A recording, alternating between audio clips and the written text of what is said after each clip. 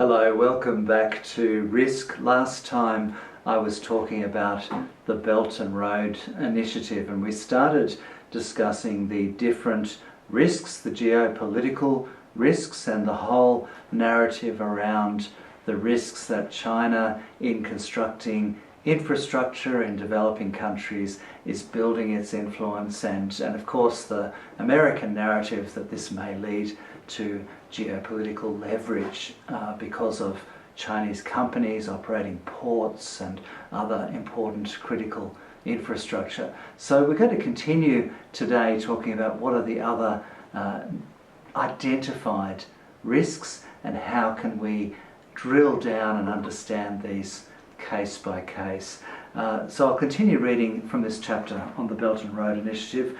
At the Belt and Road Forum in Beijing in 2017, which I attended actually as the representative of the Pacific Islands Forum, I was there listening to not just Xi Jinping explaining his vision for the Belt and Road, but very interestingly seeing all of the world leaders who were there from across the developing world, and others such as Kevin Rudd from Australia and others who were there eagerly wanting to understand what was China's plan in developing this Belt and Road network of infrastructure around the world. And at this 2017 forum, Xi Jinping advocated a digital Silk Road involving AI, nanotechnology, quantum computing, big data, cloud computing and smart cities. This has stimulated a series of claims from geopolitical observers that Chinese technology firms active in Belt and Road projects and beyond, such as Huawei, posed threats of espionage and other forms of cyber attack, as well as exporting China's surveillance state model through provision of 5G networks, smart city surveillance and other technologies along the digital Silk Road. So here's another risk that is identified. Now the claims have been used to justify what really is an extraordinary campaign of US economic coercion against key Chinese technology firms, locking them out of key markets and blocking access to advanced semiconductors. Further, it is claimed that Chinese leadership in developing global norms and standards for new technologies in which it is playing a leading role, such as 5G wireless technology, will extend Chinese state influence globally. This is the claim, this is the risk. Another commonly cited key geopolitical risk is China's increasing influence in the multilateral system.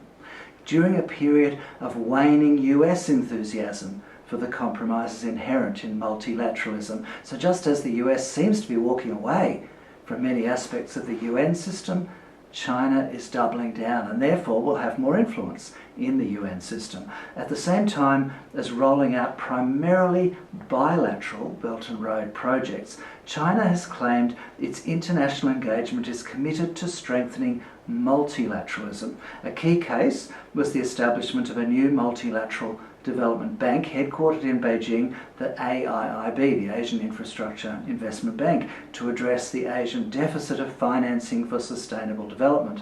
The move was initially perceived in the US as part of a geopolitical project to build a parallel order and sphere of influence to challenge the international system.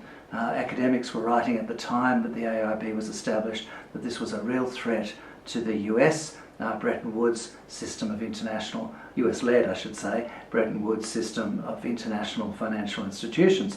Despite an active US campaign, however, to dissuade countries from joining, the AIIB attracted 57 founding members, including lots of US allies such as my home country Australia, and has funded a broad range of infrastructure projects across the developing world ever since. It has in the process challenged a number of norms of the US-led liberal order, including responding to the disproportionate power of the US and other advanced economies in the Bretton Woods financial institutions, such as the IMF and the World Bank, by providing a more proportionate role for China and other developing countries, a new focus on infrastructure-led development. Remember, I've referred before to the fact that the World Bank had stopped lending for infrastructure, and a shift away from the US-led institutional practice of using finance to leverage liberal democratic and neoliberal reforms. It has also to date implemented best practice in funding development projects and worked closely with other multilateral development banks, which suggests, in this case at least, that China is seeking to reform rather than to undermine the world order. So on this question of new financial institutions, which is an important one when we talk about the Belt and Road Initiative, China is primarily bilaterally funding these projects, and that's one set of risks that we'll talk more about. But in the case of the new multilateral financial institutions that China has created, actually the track record has not been one of undermining the international order. It's actually added additional institutions to address the financing deficit that was there. And interestingly, we've seen in recent years that actually the US, the European Union, Australia and its own part of the world have copied the Belt and Road Initiative. Each of these places that were not funding infrastructure projects for the developing world have in recent years begun to finance major infrastructure connectivity projects in competition now with China. So in a sense, China initiating the Belt and Road Initiative was a great spur to competition, which has benefited the developing world because now they have a multitude of potential financiers for infrastructure projects that really only the Japanese-led Asian Development Bank was doing up until the time that China got into that business. So it's more complicated than just big, hairy-chested geopolitical threats that we read about in the media. Actually, I would argue in terms of stimulating a diversity of financiers for development, the Belt and Road Initiative has probably played quite a positive role in that aspect. And we'll talk about other aspects, of course, of the Belt and Road Initiative. To be sure, there are geopolitical dynamics at play, although they are differently understood according to the dueling world order narratives. Chinese scholars have widely rejected the geopolitical description of the Belt and Road, insisting that its focus on development rather than security, it provides a new model of common development and international cooperation that is not driven by a zero-sum expansion of Chinese power, but by the Chinese vision of a shared world order, or a shared future, I should say. At the global level, the BRI will further China's expressed international aims if its investments contribute to greater economic integration with the developing world, and if that greater development can be leveraged through state-to-state relationships for greater influence in the international system. Supporting new trade integration with the developing world also mitigates risks for China itself. Risks of over-dependence on advanced economies, such as the US, the EU, Japan and Australia. Each of these traditional economic partners is also a potential strategic rival. Eurasian trade development in particular mitigates risks for China and promotes diversification of trade routes. China is highly dependent on maritime trade, fearing the US naval capability to blockade its key trading routes, which is no longer a remote possibility since the election of Donald Trump and since his trade wars with China and sanctions on a range of Chinese firms. It's now realistic, perhaps, for China to think that it will be blockaded in the future. So diversification of trade routes seems to make logical sense if we think about the Belt and Road from the Chinese perspective, which we need to do to understand it fully. The Belt and Road offers China, therefore, a diversification, and not just of exports, but also of sources for key inputs into its economy, as well as new markets for its outputs. And importantly, new trade routes such as the China-Pakistan and China-Myanmar economic corridors avoid maritime choke points, such as the Malacca Strait. Then there's this narrative of the debt trap, and this discourse about debt risk became popular around the time that China became the world's largest official development finance creditor.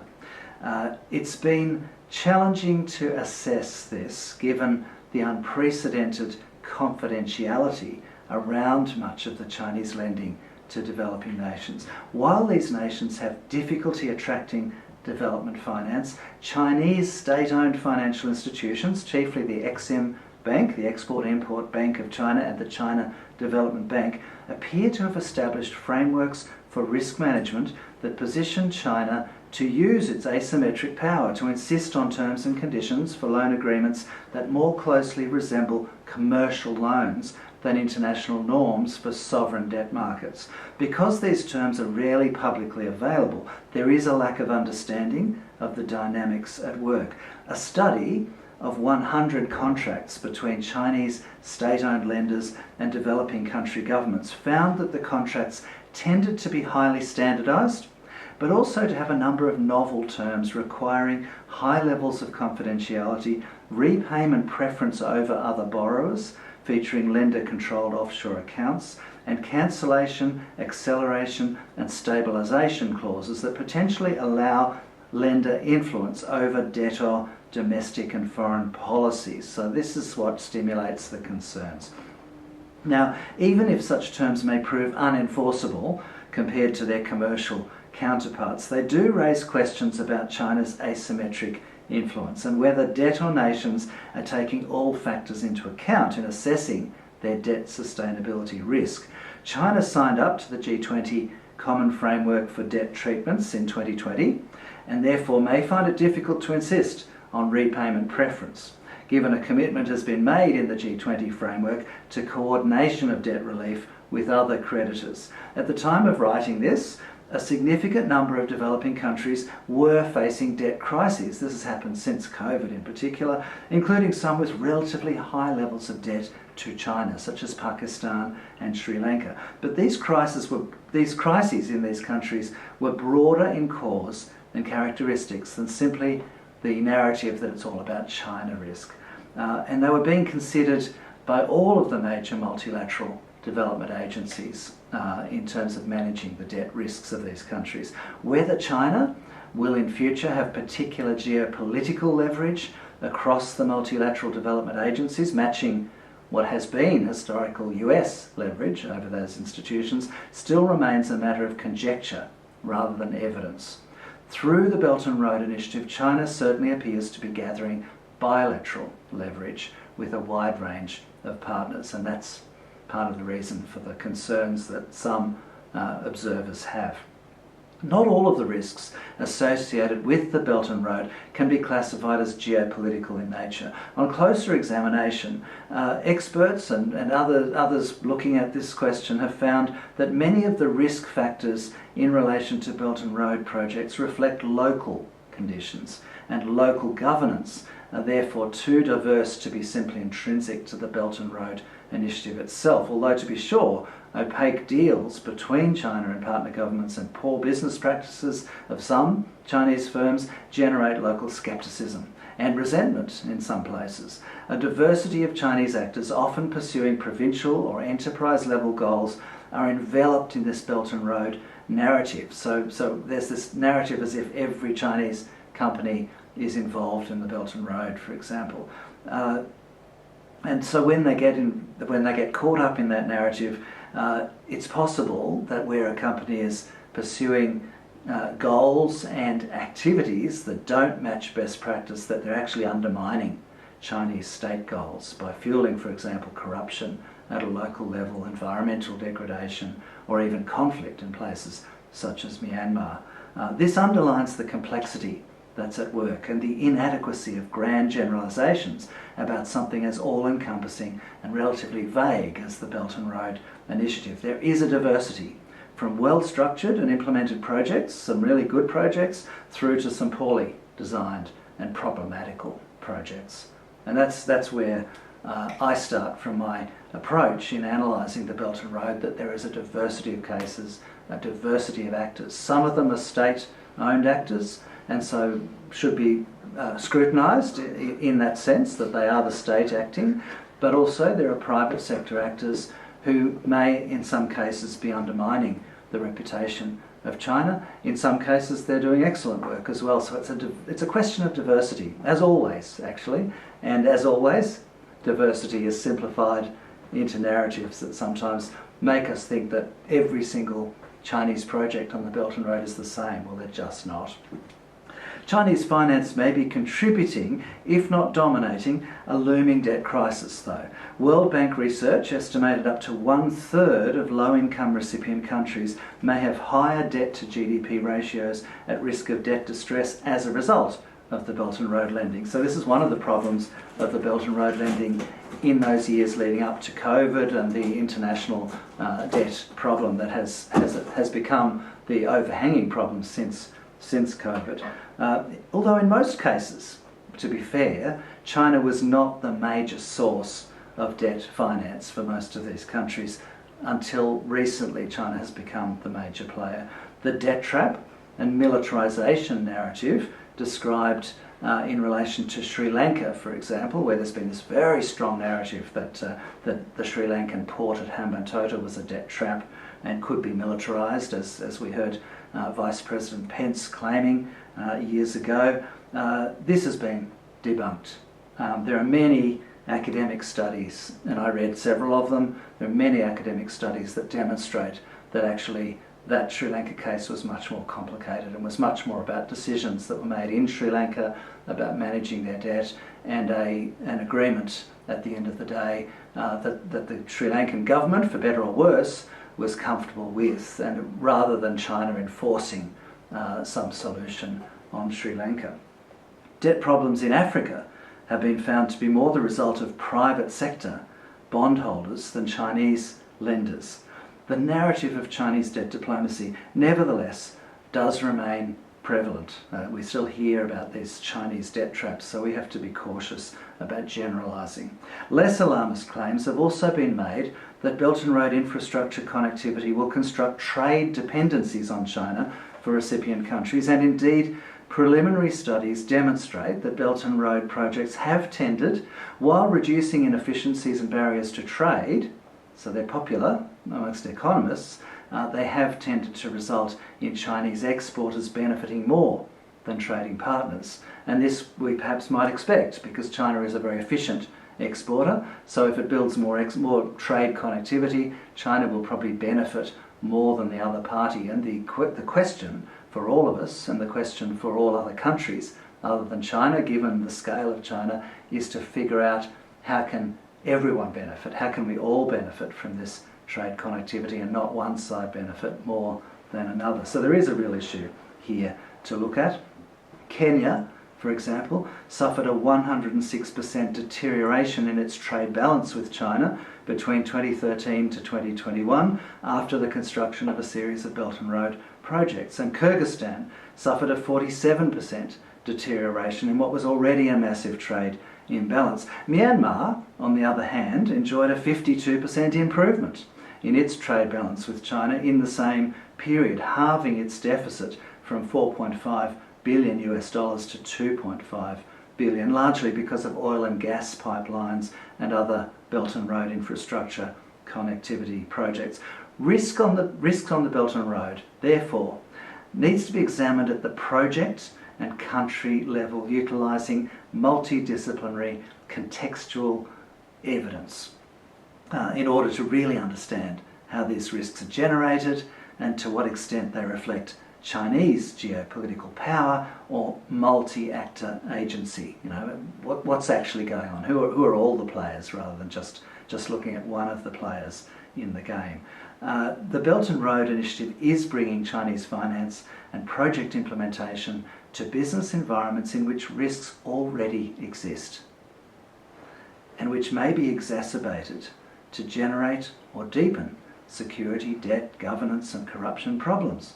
Scholars have begun to break down analysis of such risks according to specific conditions in diverse cases, and so there are many who've now studied the Belt and Road, but much more empirical research is required before understanding the broader dynamics at play.